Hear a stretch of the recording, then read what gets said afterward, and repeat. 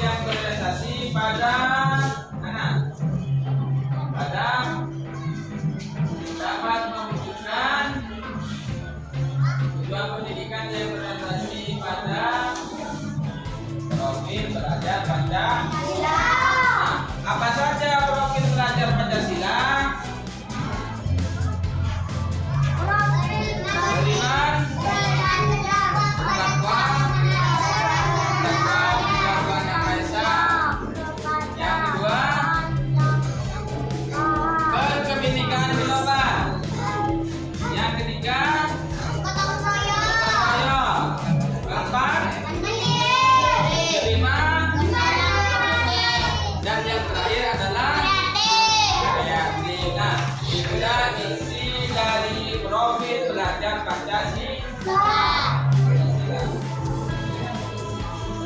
Selanjutnya kita akan mengadakan diskusi.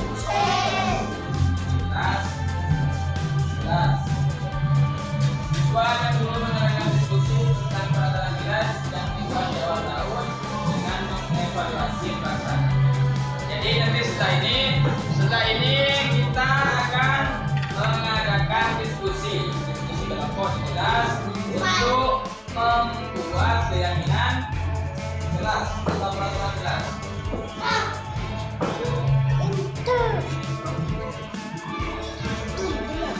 sekarang setelah itu nanti akan merumuskan keyakinan. Guru dan siswa melakukan peraturan kelas yang sejenis. Kemudian mengubah peraturan dengan nilai positif, dan yang ketiga merumuskan keyakinan mengelompokkan peraturan kelas. Di sini kita akan melakukan diskusi tentang peraturan kelas atau keyakinan kelas. Nah, di sini saya sudah ada kertas kecil. Nanti kalian tulis di sini apa saja yang akan menjadi keyakinan di kelas kita. Tulis sesuai apa nanti yang ada dalam pikiran kalian. Kemudian nanti setelah ditulis akan ditempel di depan, tulis. Setelah itu nanti akan dirumuskan rumusan untuk keyakinan kan. Coba sekarang saya akan bagikan dulu, nanti kalian tulis ya.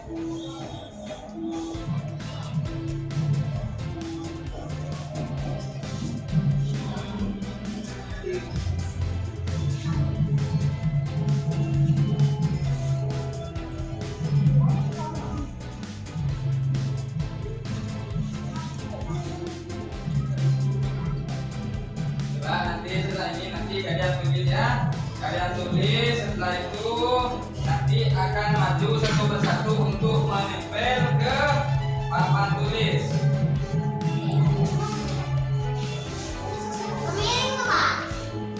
Ditulis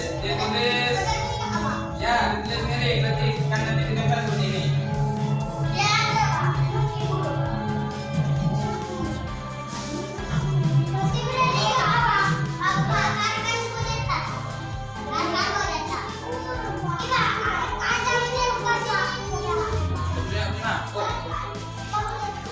Tulis apa saja nanti yang akan jadi keyakinan kelas. Nanti setelah ditulis akan ditempel di papan tulis. Setelah ditempel nanti akan kita rumuskan.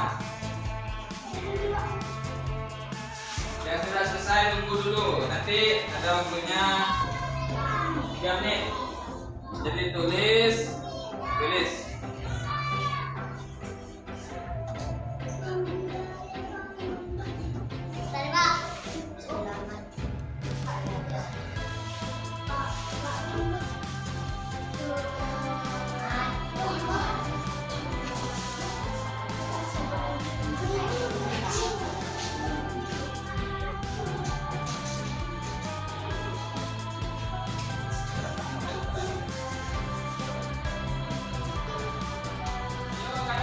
Sudah selesai, coba sekarang kumpulkan lalu tempel ke papan tulis.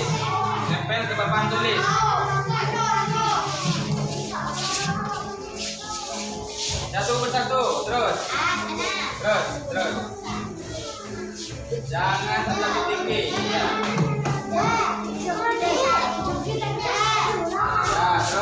Terus.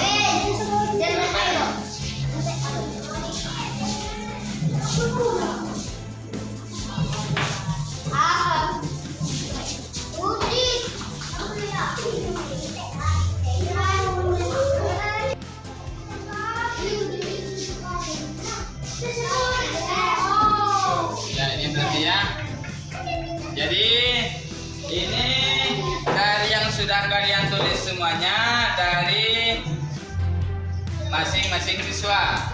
Coba nanti pertama coba akan saya bacakan. Di sini ada semangat belajar.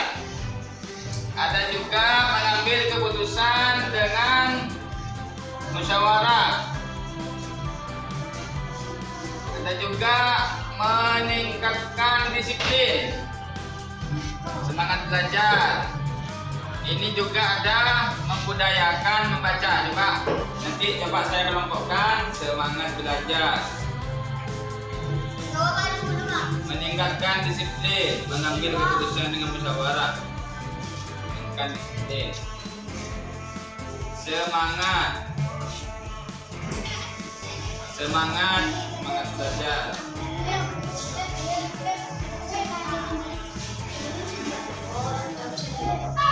mengambil keputusan dengan musyawarah,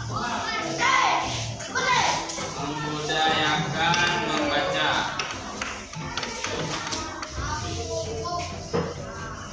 saling menghargai dan menghormati, selalu menjaga kebersihan kelas di sekolah, khususnya kelas 4 ya. Ini semua belajar. Alhamdulillah, di sini setelah diskusi kalian sudah menulis dari keyakinan kelas yang kalian tulis. Nanti di sini selanjutnya adalah merumuskan keyakinan. Pertama, merumuskan peraturan kelas yang sejenis. Jadi yang pertama adalah merumuskan keyakinan. Yang pertama, guru dan siswa mengelompokkan peraturan kelas yang sejenis. Ini sudah ya, yang sejenis, semangat. Kemudian yang kedua adalah membuat peraturan dengan nilai positif. Dan yang terakhir merumuskan keyakinan, mengelompokkan peraturan kelas. Jadi di sini sudah ada beberapa poin yang sudah kalian tulis.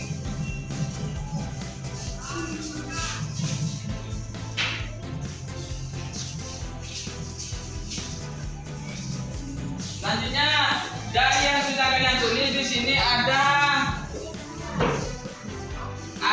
7 poin. Yang ada selalu menjaga kebersihan kelas dan halaman sekolah. Ini yang nulis ini siapa? Amir. Kemudian meningkatkan disiplin.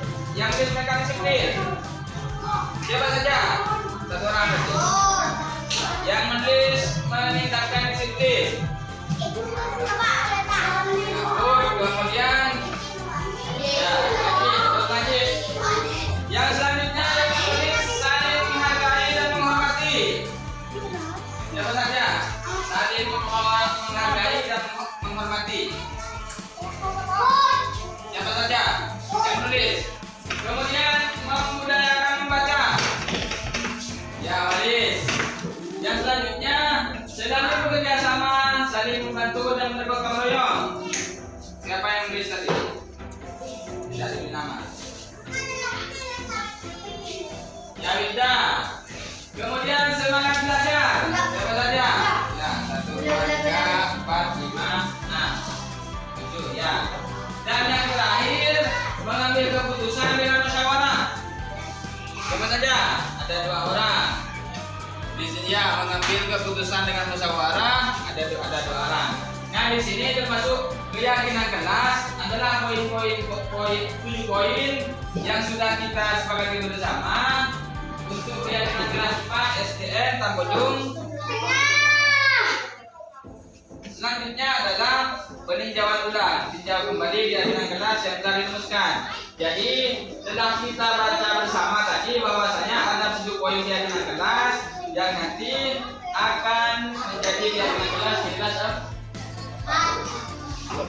dan yang terakhir membuat pernyataan keyakinan.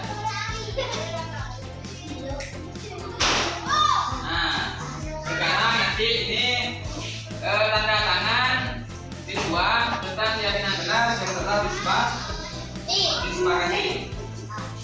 Di sini sudah saya siapkan. Nanti maju satu persatu untuk menandatangan. Coba di tanda tangan di sini. Yuk, tanda tangan di sini, di bagian akhir. Tanda tangan. Ya. Terus. Terus. Tanda tangan. Yang lain duduk di tempatnya, nanti Bapak yang jalan.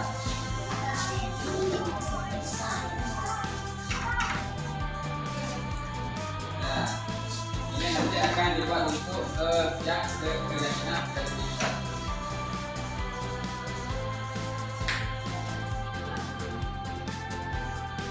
Selamat tadi sama itu terus.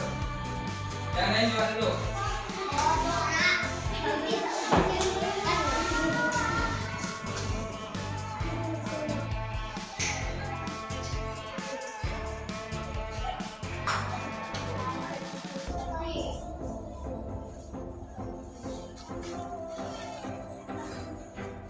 Nah ini nanti untuk tanda tangan keyakinan gelas dari tidak tapi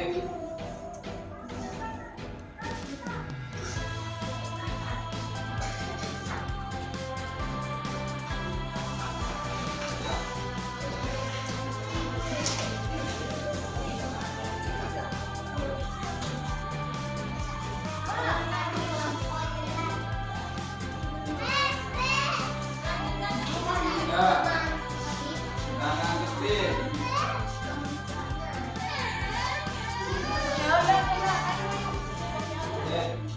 Jamroh.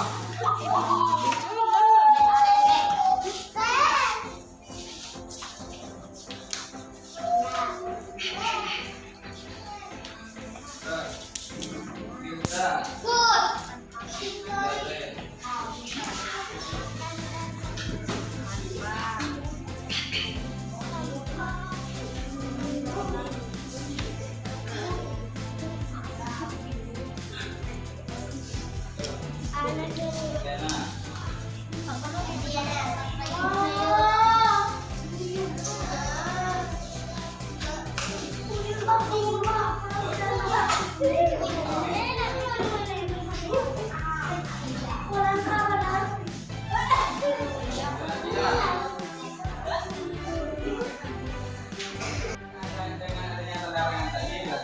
Sudah menyetujui dengan adanya keyakinan gelas yang ada di kelas 4 SDN.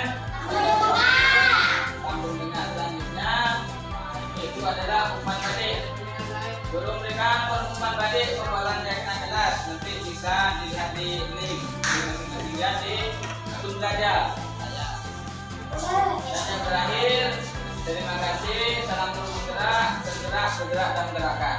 Selanjutnya yang terakhir kita meskipun suasana hari ini adalah waktu siang, tapi kita tetap semangat dalam belajarnya. Tepuk semangat.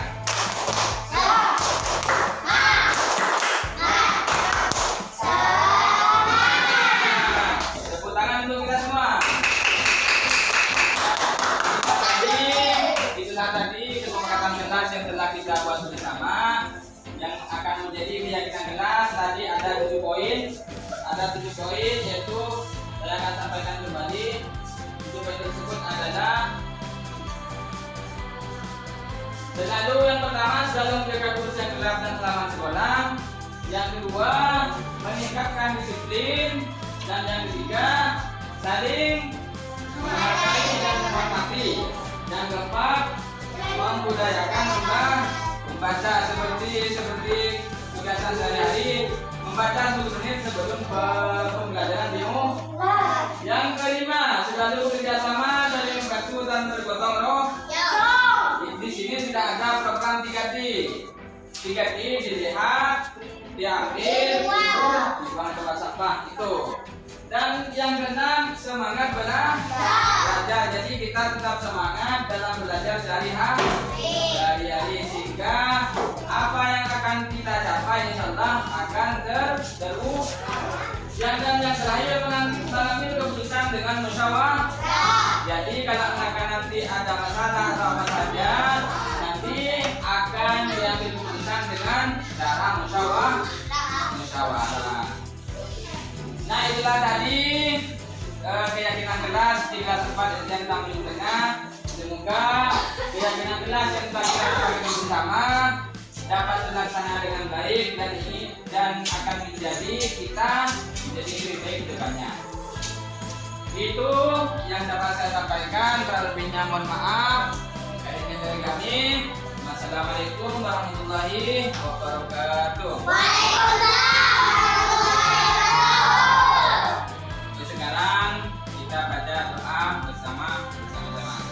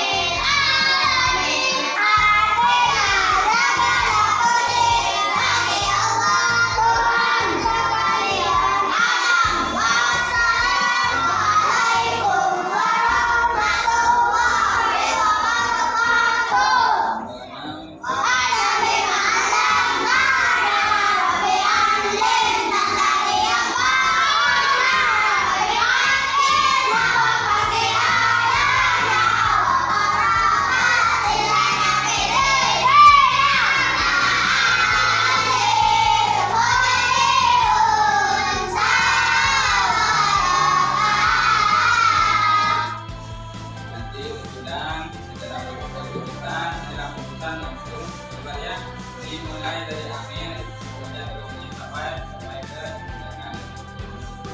Assalamualaikum warahmatullahi wabarakatuh. Yuk, satu dimulai dari akhir.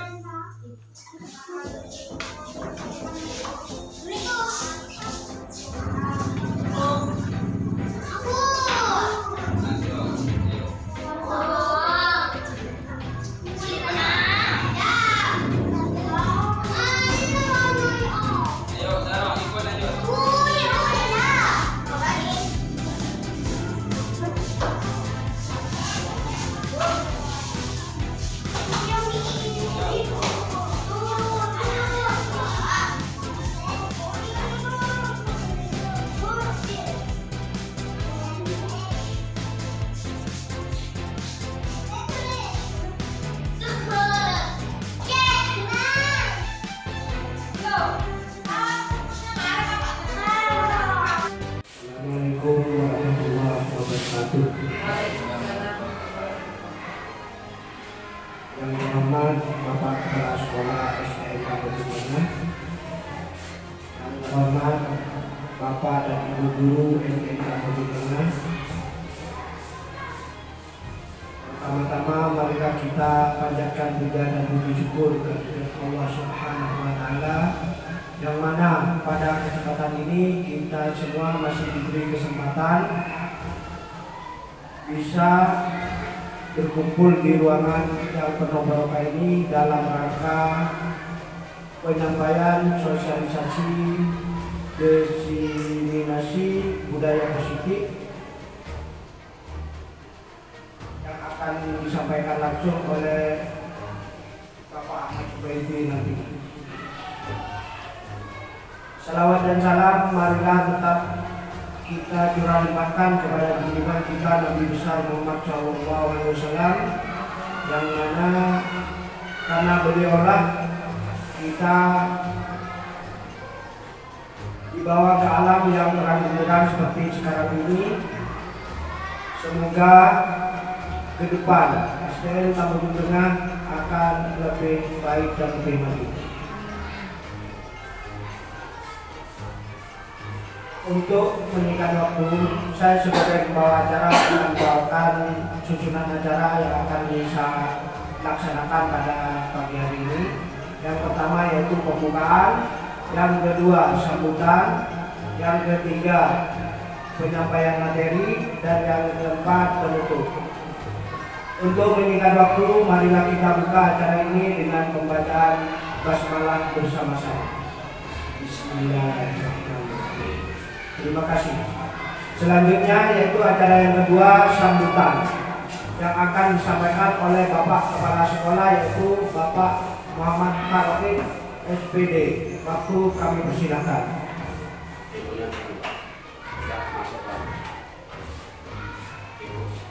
Bismillahirrahmanirrahim. Assalamualaikum warahmatullahi wabarakatuh. Waalaikumsalam warahmatullahi wabarakatuh. Bismillah, alhamdulillah, wassalatu wassalamu ala rasulillah, la hawla wa la quwwata illa billah. Amma ba'du, Bapak Ibu yang saya hormati, marilah kita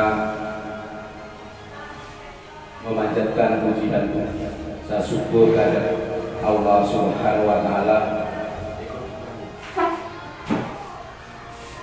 di mana pada pagi dan menjelang siang ini kita dapat berkumpul dalam acara fasilitasi tentang penerapan budaya positif. Salawat dan salam tetap kita curahkan limpahkan kehadirat Nabi Muhammad Sallallahu Alaihi Wasallam. Dalam kesempatan ini kami selaku kepala sekolah menyampaikan terima kasih dan dukungannya kepada Bapak Ahmad Subaidi sebagai calon guru penggerak, di mana aksi dan aksi nyatanya sudah mulai tampak terlihat di SDN Tambojong. Dalam penerapan budaya positif ini saya sangat mendukung sekali dan menunjang program-program sekolah, antara lain budaya positif yaitu yang sudah diterapkan di sekolah kami, yaitu 3D tentang untuk yang berkaitan dengan sampah. Selanjutnya nanti kalau program 3D ini sudah berjalan dengan baik, maka program selanjutnya yaitu tentang pemilahan sampah. Jadi pemilahan sampah dan pengolahan sampah. Jadi sampah bisa bermanfaat sehingga anak-anak tahu cara memanfaatkan tentang sampah. Yaitu rencana kedepannya dari program 3D ini bukan berhenti sampai di sini, jadi nanti akan berlanjut sehingga manfaatnya bisa diharapkan oleh sekolah. Selanjutnya tentang program yang lain saya sangat mendukung sekali, sehingga nanti kita akan berubah, karena prinsip saya bergerak untuk berubah untuk maju. Jadi walaupun sekecil apapun kita harus mengadakan perubahan. Itu prinsip saya. Sedikit pun kita berubah itu lebih baik daripada stagnan. Jadi kita sedikit demi sedikit harus ada perubahan. Jadi dalam program ini saya sebagai kepala sekolah sangat-sangat mendukung sekali. Semoga kelanjutannya kita dapat mengambil manfaat dari program guru penggerak ini. Demikian yang bisa saya sampaikan. Assalamualaikum warahmatullahi wabarakatuh. Terima kasih disampaikan kepada Bapak Kepala Sekolah yang telah memberikan arahan tentang budaya positif. Selanjutnya yaitu menginjak acara penyampaian tentang sosialisasi diseminasi budaya positif yang akan disampaikan oleh Bapak Ahmad Subaidi. Waktu kami persilakan.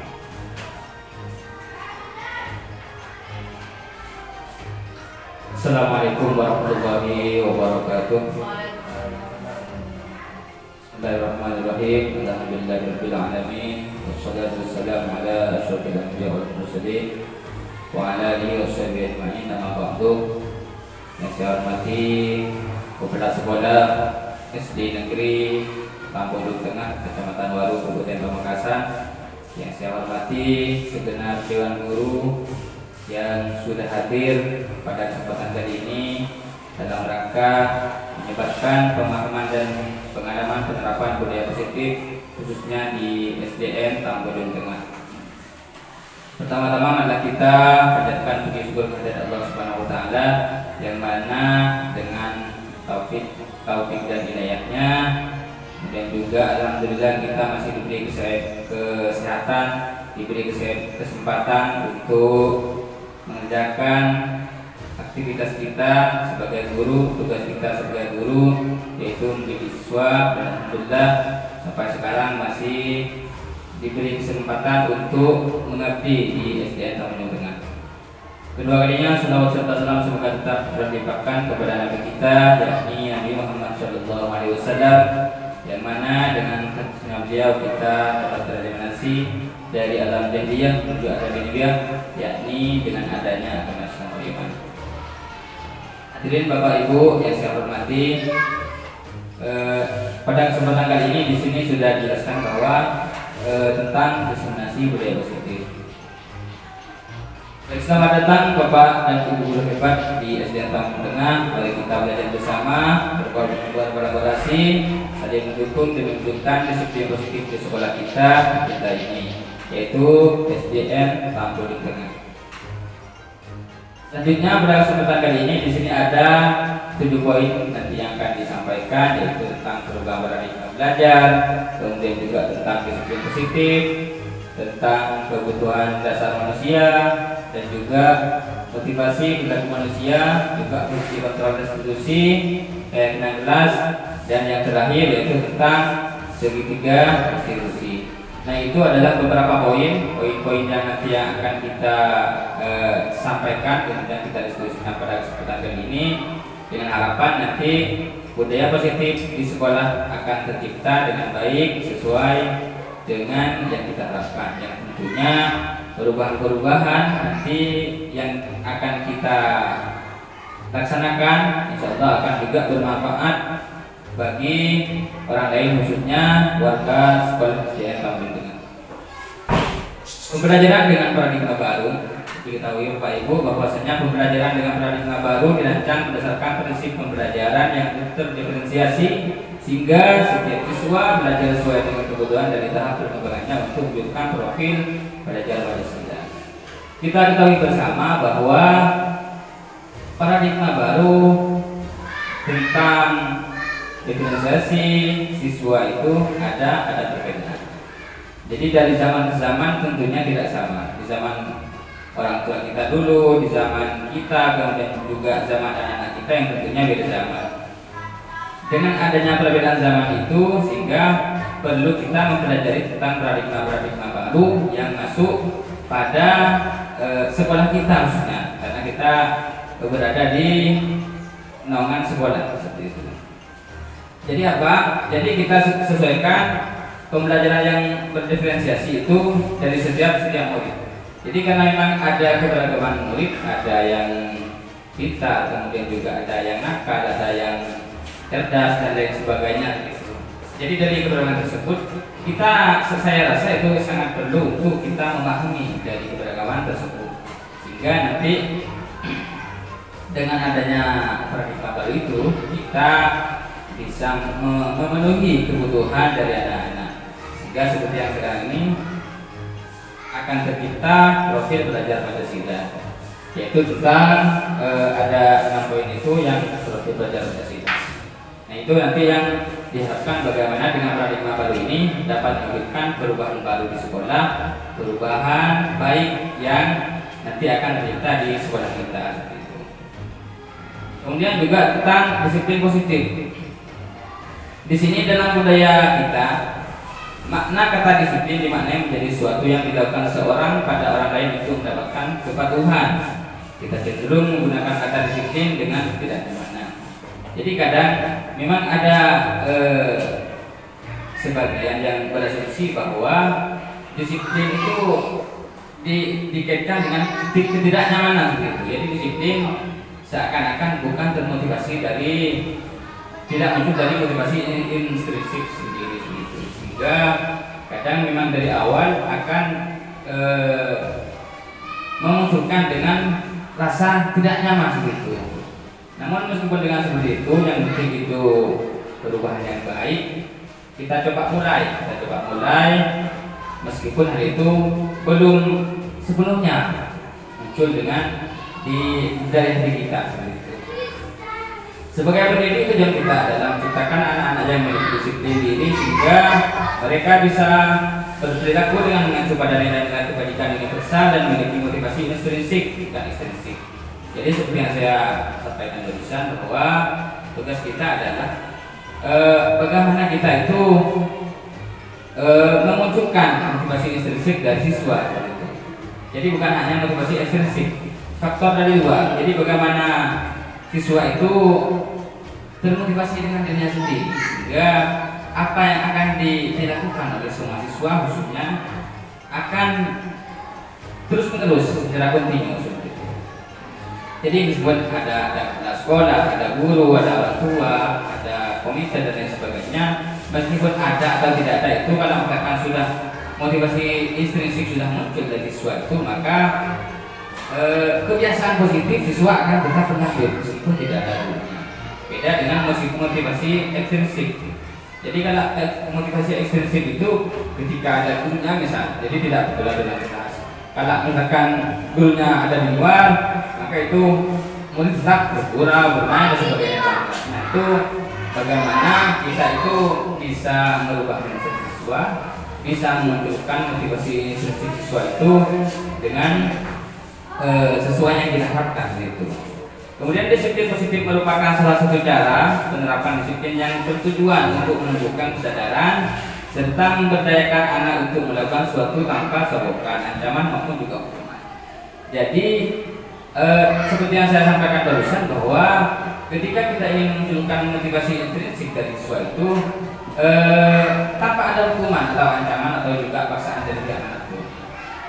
Sehingga namun sebenarnya ini berat, tapi coba kita coba bersama bagaimana budaya positif ini juga muncul motivasi intrinsik dari siswa itu bisa terwujud seperti itu. Insya Allah kalau kita misalkan sudah berusaha, meskipun ya namanya juga baru mulai, jadi ada step by step, ada tahapan demi tahapan seperti itu untuk mencapai sebuah tujuan. Selanjutnya di sini ada kebutuhan dasar manusia. Jadi manusia juga ada kebutuhan, ada tentang kebutuhan bertahan hidup, ada juga kebutuhan kasih dan dasar diterima, ada juga kebutuhan penguasaan, juga kebutuhan kebebasan dan juga kebutuhan kesenangan. Di sini dari 5 kebutuhan dasar manusia ini ada kebutuhan kesenangan. Jadi kita juga butuh kesenangan dalam hidup, juga kebebasan. Jadi seperti siswa itu juga butuh kebebasan, artinya bebas dalam berpikir. Karena seperti yang disampaikan Gajah Dewantara bahwa pendidik itu berpihak pada murid, artinya murid diberi kebebasan dalam berpikir, namun dalam kebebasan berpikir tersebut harus diawasi oleh guru, sehingga dari pemikiran siswa itu dapat terarah terhadap apa yang kita harapkan. Jadi kan tanpa pengawasan dari guru, dikhawatirkan dari pemikiran bebas, kebebasan siswa dalam berpikir, yaitu akan berpikir terhadap yang di luar konteks tersebut seperti itu. Juga ada kasih sayang. Jadi siswa termasuk juga harus kasih sayang dari guru terhadap siswa itu juga harus juga tampak seperti itu. Yang selanjutnya yaitu motivasi perilaku manusia. Motivasi merupakan dorongan yang timbul pada diri seorang secara sadar atau tidak sadar untuk melakukan suatu tindakan dengan tujuan tertentu. Nah di sini motivasi itu termasuk dorongan yang timbul pada diri seorang. Jadi dorongan dari kita bagaimana apa yang akan kita capai itu bisa berjalan sesuai dengan baik. Yang tentunya di sini ada tahapan-tahapannya, ada juga caranya masing-masing. Jadi kalau misalkan tujuan kita ingin naik, jadi harus bagaimana caranya untuk bisa naik ke atas. Jadi bisa pakai tangga, bisa pakai tali dengan dilempar ke atas atau dan lain sebagainya. Dan tentunya dari setiap individu itu akan mempunyai cara tersendiri. Jadi ada yang bilang bahwa beda kepala beda pikiran, beda karakter juga. Bahkan anak kembar pun akan beda karakter meskipun kembar. beda karakter masing-masing, beda juga pemikiran. Meskipun kadang saya rasa jelas kita lihat bahwa anak kembar itu sama, namun dari pemikirannya pasti berbeda. Kemudian juga karakternya. Di sini ada menghindari ketidaknyamanan dan hukuman. Murid melakukan disiplin diri karena ia takut dihukum. Ini merupakan motivasi ekstrinsik. Jadi di sini termasuk motivasi perilaku manusia ini. Di sini ada menghindari ketidaknyamanan dan hukuman, ada 3. Jadi siswa itu mengerjakan sesuatu karena takut dihukum. Menghindari takut dihukum. Misal seperti program kita yang telah berjalan yaitu program 3D tentang kebersihan. Dilihat, diambil dan dibuang. Nah di sini motivasi dari setiap siswa itu berbeda. Ada yang memang sudah muncul dari motivasi intrinsik dari kesadaran siswa diri, ada yang juga yang masuk pada motivasi ekstrinsik yang seperti yang di sini dari ketidaknyamanan dan hukuman. Kemudian yang kedua yaitu mendapatkan imbalan atau penghargaan dari orang lain. Murid melakukan disiplin diri karena ia ingin mendapat imbalan. Ini merupakan motivasi ekstrinsik. Jadi ada juga yang melakukan sesuatu karena ingin mendapatkan penghargaan atau sebuah reward. Jadi ingin mendapat penghargaan atau reward. Jadi bukan berangkat dari kesadaran diri sendiri. Yang terakhir di sini adalah menghargai nilai-nilai kebajikan diri sendiri. Jadi di sini adalah murid melakukan disiplin diri karena sadar akan nilai kebajikan dirinya sendiri. Ini merupakan motivasi intrinsik. Nah, yang saya harapkan bagaimana siswa ini yang ketiga menghargai nilai-nilai kebajikan diri sendiri. Jadi bagaimana siswa itu memahami dirinya sendiri, kemudian juga bisa menunjukkan motivasi intrinsik yang dari hati nuraninya tanpa ada paksaan, sehingga budaya positif di sekolah itu akan terlaksana. Pernah suatu ketika saya berkunjung ke sebuah sekolah di tingkat kebetulan di situ tingkat SMK. Di sana meskipun murid-murid banyak, saya lihat ada hati berserakan, dompet berserakan. Namun coba saya amati, mungkin di sana budaya positifnya sudah berjalan, sehingga kadang ada sebagian yang masih khawatir. Kalau misalkan kita masih khawatir takut hilang atau takut gimana, itu mesti tidak akan menaruh dompet atau HP atau barang-barang lainnya secara di luar teras itu. Jadi coba saya lihat ternyata di sana sudah budaya positif di sekolah sudah berjalan, sehingga muncul dari motivasi intrinsik dari setiap siswa itu tentang kesadaran dari diri masing-masing. Jadi yang bukan haknya tidak bukan haknya, yang ke arah lain juga haknya orang lain. Selanjutnya di sini ada tentang konsep disiplin dengan identitas ganda. Di sini ada juga hukuman, menyakitkan, tidak nyaman, murid takut, kemudian memaksa, murid menyembunyikan kesalahan, murid menjadi rendah diri. Jadi di sini identitas gagal itu di sini ada semacam hukuman, termasuk identitas yang gagal. Jadi ketika kita dalam konsep ini, ketika kita memberi hukuman itu seperti nanti menyakitkan atau juga tidak nyaman, murid takut, memaksa dan sebagainya, itu di sini dalam konsep ini disebutkan bahwasanya konsep disiplinnya itu masuk pada identitas yang gagal seperti itu. Jadi bagaimana caranya nanti kita mengantisipasi adanya pemaksaan yang tidak mendidik intinya. Jadi bagaimana kita itu bisa bijak, meskipun nanti ada hukuman yang sifatnya mendidik, yang tentunya ada dampak baik untuk siswa. Dan alhamdulillah di sekolah ini sudah berjalan, untuk itu sudah artinya ada sanksi yang mendidik, yang tentunya ada dampak baik untuk siswa. Yang kedua di sini identitas gagal, penghargaan tidak efektif, merusak hubungan, kemudian mematikan kreativitas, menghukum dengan sistem ranking, merampas saat menghargai dirinya. Jadi di sini ada, meskipun kita memberi penghargaan atau reward, ini juga ada dampak, sebenarnya ada dampak negatif. Bisa kadang ada sebagian dari siswa ketika kita memberi reward misalkan dalam kelas. Nah di situ kadang siswa yang lain juga saya bukan dapat penghargaan, padahal kadang ada muncul seperti itu. Jadi meskipun memberi penghargaan tidak selamanya itu menjadi baik untuk siswa. Jadi maka dari itu tugas kita adalah bagaimana dengan itu bisa menjadi hal yang baik. Nah, kemudian di sini ada konsep disiplin dengan identitas sukses. Di sini ada dua, yaitu tentang konsekuensi juga restitusi. Yang konsekuensi ini adalah penguatan jangka pendek, kemudian perlu monitoring berlanjutan, kemudian juga ada stimulus respon, murid menghormati peraturan, juga kehilangan waktu untuk merenungi kesalahan. Jadi ada waktunya dalam kelas ada apa ya? Kita di samping meninjau juga ada feedback atau respon umpan balik dari siswa. Jadi bagaimana siswa itu bisa merespon, kemudian juga ada waktu untuk merenung kesalahan. Jadi coba kita diberi waktu sebentar, 5 menit misalkan untuk merenung apa yang telah kita lakukan untuk hari ini. Jadi untuk merenung kesalahan. Dan selanjutnya yaitu tentang restitusi. Nah, di sini ada restitusi. Murid bertanggung jawab untuk perilakunya. Jadi murid itu dituntut untuk bertanggung jawab terhadap apa yang mereka lakukan.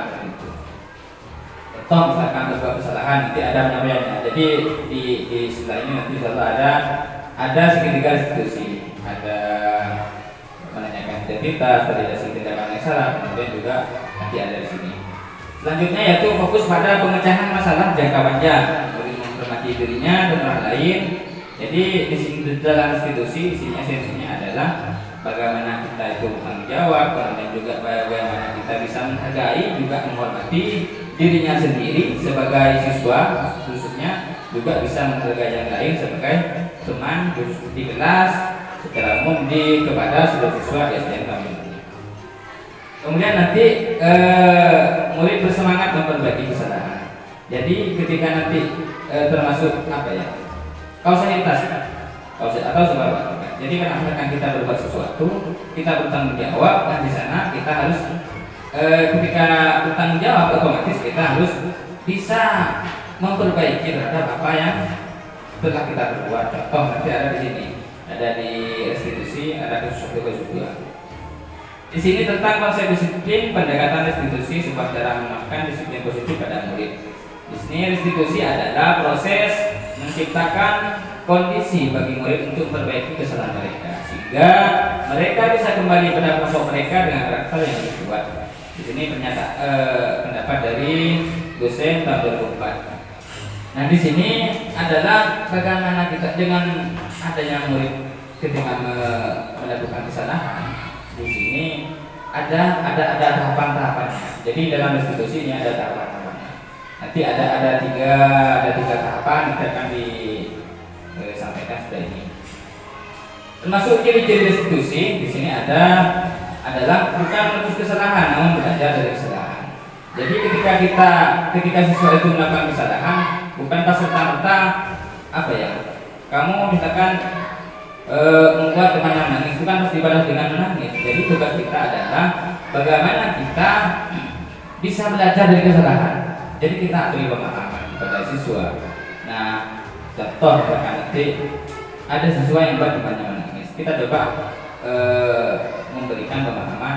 Nah, kenapa kamu membuat dipanggil bapak? Gitu.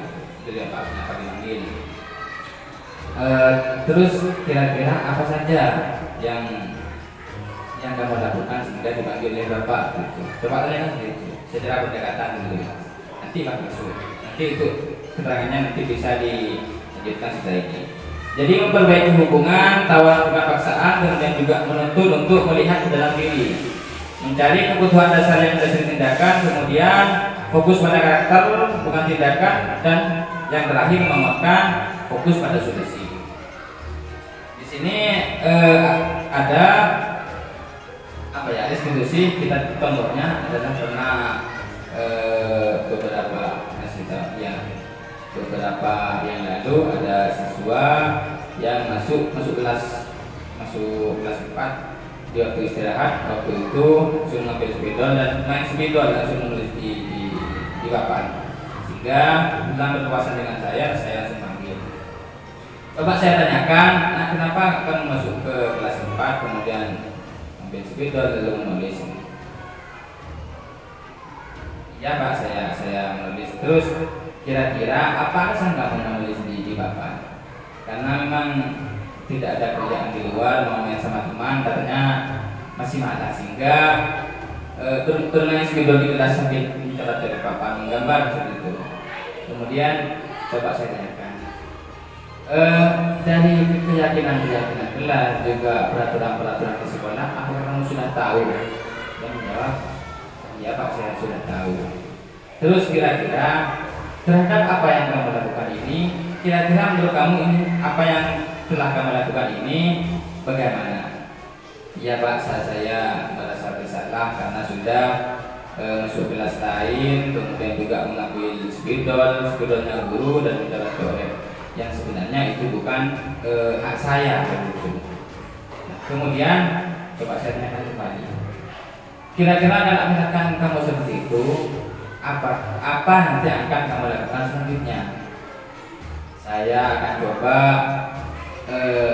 merubah apa yang telah saya berbuat. Jadi dari pengalaman ini saya akan coba memperbaiki diri untuk mentaati aturan seperti itu. Kemudian yang terakhir saya coba, ya nak, memang saya tidak benar. Semua orang itu tidak ada yang sempurna.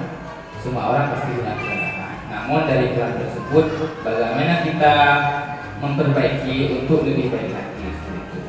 Alhamdulillah saya pantau anaknya, karena memang sudah itu saya coba pantau, ternyata alhamdulillah anak tersebut ada perubahan.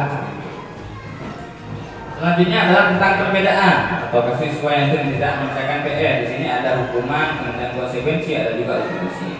Jadi di sini termasuk contoh siswa yang sering tidak mengerjakan PR ada 3. Jadi perbedaan yang berdasarkan hukuman ini adalah guru menghukum siswa hormat bendera selama 1 menit, contohnya. Jadi ketika ada siswa yang tidak mengerjakan PR, langsung diberi hukuman 10 menit, langsung hormat terhadap bendera 10 menit. Ada juga yang guru marah-marah kemudian sehingga murid menjadi takut. Ini yang termasuk hukuman. Ini perbedaannya. Jadi ada yang kedua, konsekuensi. Guru memberikan konsekuensi untuk mengerjakan PR-nya saat istirahat atau dikerjakan sebanyak 3 kali lipat. Jadi kita memberi hukumannya itu termasuk yang jenis konsekuensi atau sebuah berbeda. Jadi mengerjakan PR saat istirahat atau juga nanti diberi pengerjaannya secara 3 kali lipat. Dan yang terakhir, guru tegas dan siswa menghormati peraturan. Ya itu. Kemudian yang terakhir, ini perbedaannya yang menggunakan restitusi. Ya, guru menanyakan jaminan kelas dulu. Ini seperti yang sudah saya buat di tempat ada jaminan kelas kemarin yang telah disepakati. Kemudian membantu siswa menyelesaikan masalahnya. Dan yang terakhir, guru terbuka dan siswa menghormati dirinya dan orang lain. Jadi seperti tahapan-tahapannya tadi menanyakan jaminan kelas, bagaimana menggali dari apa yang akan dilakukan siswa tersebut, bagaimana siswa itu menyadari akan kesalahan yang telah berbuat tanpa harus kita beri hukuman atau konsekuensi seperti itu. Jadi yang paling baik adalah di sini menggunakan restitusi seperti itu. Yang selanjutnya 5 bersih kontrol restitusi. Jadi ada penghukum, ada pembuat rasa bersalah, ada sebagai teman, ada pemantau, juga ada sebagai manajer. Di sini ada dari 5 bersih kontrol ini ada di sini adalah contohnya kasus siswa tidak memakai atribut lengkap saat upacara bendera. Di sini yang sebagai hukum adalah patuhi aturan sekolah harus berdiri di depan barisan. Ini termasuk yang posisi kontrol guru yang sebagai penghukum. Yang kedua, membuat rasa bersalah. Contoh katanya adalah berapa kali Pak Guru harus memberitahu kamu, nak, Pak Guru sudah kecewa sama kamu. Ini sudah masuk posisi kontrol guru yang membuat rasa bersalah. Kemudian yang posisi guru sebagai teman, ayolah nak, ayolah yang tertib nak, buat Pak Guru bangga. Kali ini tidak apa-apa kamu salah, tapi setelahnya jangan ulangi lagi ya. Ini termasuk apa ya? Posisi kontrol guru yang sebagai teman. Jadi ada 5 posisi kontrol guru itu. Yang keempat adalah sebagai pemantau. Contohnya kamu sudah melanggar apa peraturan dan konsekuensinya. Jadi menanyakan kembali kepada murid konsekuensi dari pelanggaran tersebut. Jadi itu masuk kategori posisi guru yang sebagai pemantau. Dan yang terakhir, ini yang paling bagus, Jadi yang paling bagus ini adalah sebagai manajer, posisi kontrol guru ini sebagai manajer. Apakah kamu tahu kesalahanmu? Kira-kira bagaimana kamu akan memperbaiki dari kesalahan ini? Jadi dari pertanyaannya adalah di sini mengacu pada bisa memunculkan motivasi intrinsi siswa seperti itu. Jadi dari 5 posisi kontrol ini yang paling baik adalah posisi manajer. Ini biasanya sudah dimiliki oleh beberapa sekolah biasanya untuk yang posisi manajer. Namun tidak ada salahnya untuk guru, terutama dalam penerapan kepada murid bagaimana kita itu. Jadi seperti contoh ciri-ciri dari ketika pertanyaan seperti ini, maka masuk kategori manajer, pemantau, teman, pembatas salah juga yang tertentu. Keyakinan kelas. Mengapa keyakinan kelas ini penting? Mengapa tidak dalam kelas saja? Nah, di sini ada peraturan kelas juga ada keyakinan kelas. Keyakinan kelas. Mengapa kita memiliki peraturan tentang penggunaan helm pada saat mengendarai kendaraan roda atau motor? Jadi keyakinannya adalah kita supaya contohnya di sini adalah kalau misalkan kita menggunakan helm, bagaimana kalau misalkan misal nanti kecelakaan itu meminimalisir parahnya kecelakaan, sehingga kalau misalkan kita pakai helm. Contoh ketika kena benturan tidak langsung ke kepala, tidak langsung kena kepala. Yang mengapa kita memiliki peraturan tentang penggunaan masker misalkan dan cuci tangan di setiap saat? Itu menunjukkan tentang kebersihan. Jadi kita mencuci tangan itu bukan hanya ketika ingin mandi atau wudu dan lain sebagainya. Jadi kegiatan buat keyakinan kelas, guru bersama siswa berdiskusi tentang peraturan, kemudian merumuskan peraturan menjadi keyakinan dan menempelkan keyakinan di kelas. Jadi itu menempelkan. Kemarin sudah dilaksanakan, ya sudah dilaksanakan itu tentang keyakinan di kelas 4. Murid diberi pemahaman dulu tentang keyakinan kelas, kemudian murid diberi kertas post-it, kemudian disuruh tulis sesuai apa yang ada dalam benak murid, dan yang terakhir ditempelkan ke papan. Ada ditempel di papan, kemudian dari yang di papan itu dikelompokkan berdasarkan jenisnya. Jadi di sini pas menghasilkan ada 7 poin di sini. Jadi murid selalu menjaga kebersihan kelas dan halaman sekolah, meningkatkan disiplin, saling menghargai dan menghormati, membudayakan membaca seperti budaya baca 10 menit sebelum pembelajaran itu 10 menit membaca. Lalu kerjasama, saling membantu dan bergotong royong, semangat belajar, kemudian mengambil keputusan dengan musyawarah. Nah itu keyakinan kelas yang sudah disepakati berada di kelas 4 SDN. Kemudian di sini juga ada tentang yang disiplin waktu, tentang ya kebersihan, saling menghormati dan lain sebagainya itu sudah. Kemudian selanjutnya bagaimana pembentukan jaringan kelas. Di sini lebih abstrak dari peraturan. Kemudian berupa pernyataan universal, dibuat dalam bentuk positif. Jadi keyakinan kelas itu tidak ada kata negatif. Jadi untuk keyakinan kelas itu bedanya yang lebih jelas adalah dibuat dalam bentuk positif. Jadi contoh, misalkan kalau peraturan kelas itu contohnya adalah dilarang bermain dalam kelas misalkan. Jadi tidak ada kata dilarang. Atau misalkan dilarang membuang sampah sembarangan misalkan. Jadi untuk keyakinan kelas itu kata-katanya itu diubah ke kalimat positif. Contoh, membuang sampah pada tempatnya. Jadi tidak ada kata dilarang seperti itu. Jadi kalimat positif.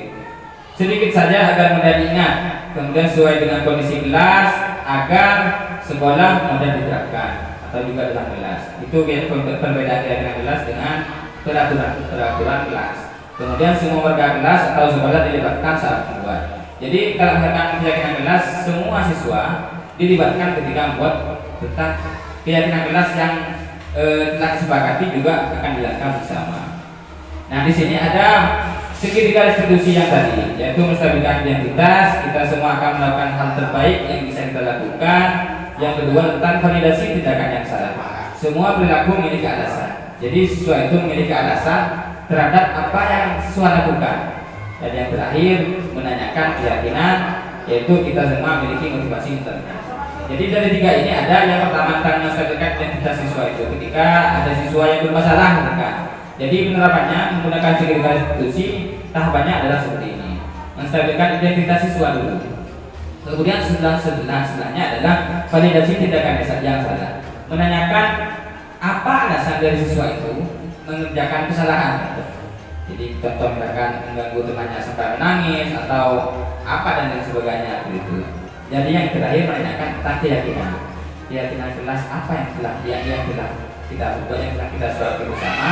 Kemudian dengan ketika seperti itu apakah kita sudah sesuai dengan keyakinan kelas yang sudah disepakati bersama begitu.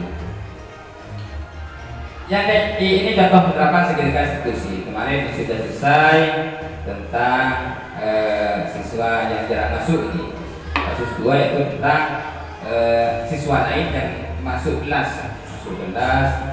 tanpa pamit kemudian bermain sepeda dalam kelas ini.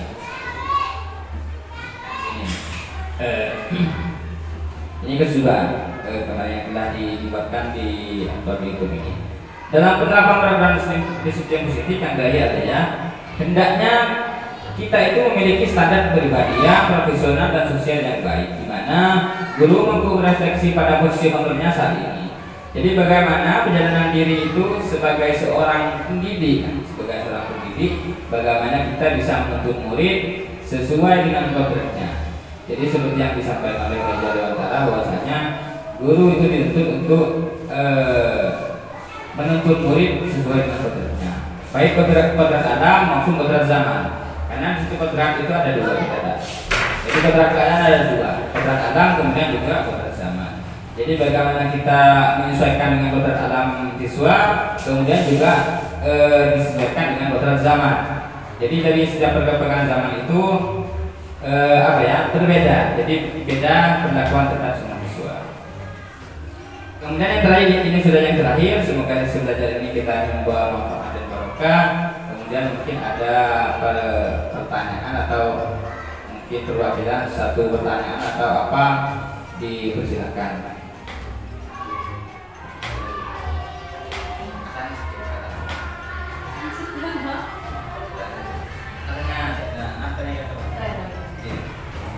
Ya, ini Ibu Dina Basila yang bertanya, dipersilakan.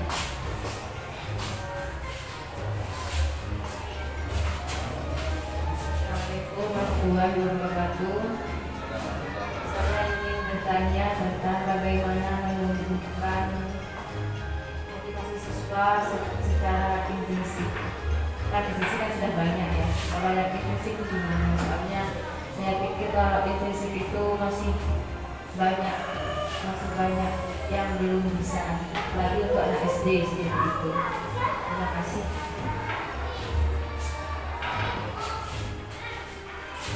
Terima kasih atas pertanyaannya dari Ibu Dina Basila. Ini pertanyaan yang menarik. Bagaimana kita itu bisa menentukan motivasi intrinsik dari siswa? Karena kalau mengatakan untuk motivasi ekstrinsik dari siswa itu sudah banyak motivasi ekstrinsik yang tidak. Jadi bagaimana kita menentukan motivasi ekstrinsik pada siswa? Karena memang untuk di sekolah kami masih tahapan SD. Jadi karena masih anak-anak, bagaimana untuk menumbuhkan motivasi intrinsik itu dari apa? Jadi pertama kita harus mencoba dari hal-hal yang kecil dulu untuk memotivasi. Bagaimana kita yang pertama yaitu memberi teladan dulu, beri teladan kepada murid. Jadi memberi contoh dengan tingkah laku atau perbuatan ini lebih gampang ditiru oleh siswa ketika kita memberikan secara lisan atau secara ucapan saja. Jadi kita memberikan contoh secara tindakan, sehingga itu lebih gampang ditiru oleh murid. Kemudian yang kedua, untuk memunculkan motivasi intrinsik itu adalah dengan bagaimana kita menyikapi murid, ketika dalam kelas betul-betul. Jadi kita harus memancing murid bagaimana itu motivasinya bisa muncul sendiri. Contoh nanti bisa menggunakan tayangan video misalkan. Jadi dari tayangan itu murid diberi tugas untuk mengamati apa yang ada dalam video, terutama di kelas tinggi ya. Bisa mengamati dari video itu, kemudian nanti disimpulkan masing-masing. Setelah itu untuk kesimpulan itu nanti disimpulkan oleh guru. Gitu. Mungkin untuk pertanyaan lain, kalau akan tidak ada, itu yang dapat saya sampaikan. Semoga diseminasi budaya positif pada kesempatan kali ini menjadi tambah ilmu barokah dan manfaat dan menjadi perubahan yang lebih baik ke depannya, terutama di SD Tamrin Tengah. Itu yang dapat saya sampaikan. Kurang lebihnya saya mohon maaf. Wassalamualaikum warahmatullahi wabarakatuh. Waalaikumsalam warahmatullahi wabarakatuh.